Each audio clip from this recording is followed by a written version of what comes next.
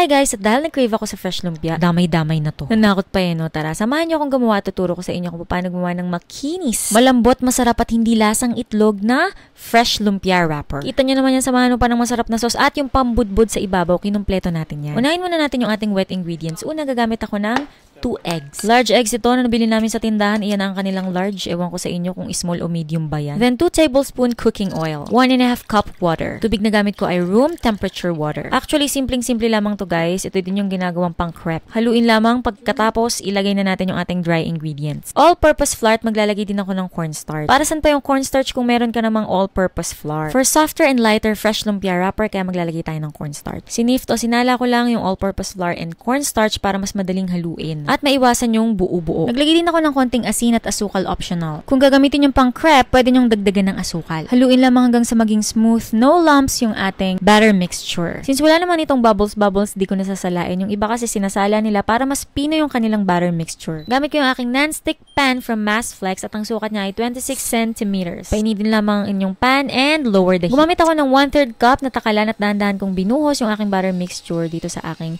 non-stick pan.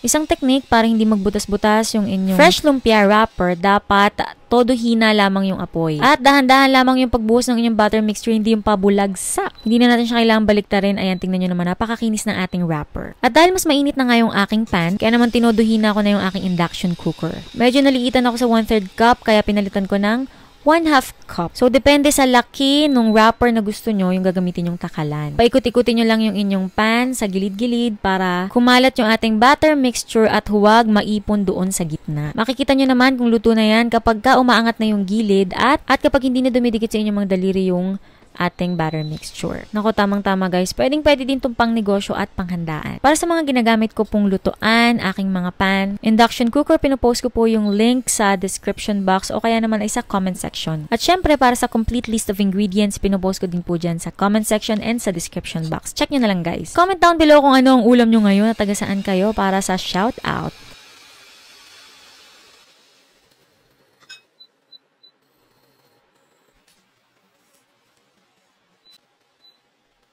Ito naman papakita ko sa inyo kung paano naman pumalpak sa ating wrapper. Kalimutan nyo lang ito, hina yung apoy pagkatapos ibuhos nyo agad. Huwag nyong dahan-dahanin ang pagbuhos ng butter mixture. Ayan, magbubutas-butas, diba? Pero kaya namang solusyonan yan. Ang gagawin dyan, kuha lang kayo ng butter mixture, tas dali-dali nyong takpan yung mga butas. Hindi naman na magdidikit-dikit yan, pero para makasigurado, naglagay na ako ng wax paper or baking sheet or baking paper, kung naman ang tawag nyo dyan sa kada pagitan ng wrapper. Siyempre, pasimulan natin ang pagbabalot ng ating fresh lumpia. Ako, napakasarap nitong fillings na ginawa natin at saka yung sauce at saka yung toppings.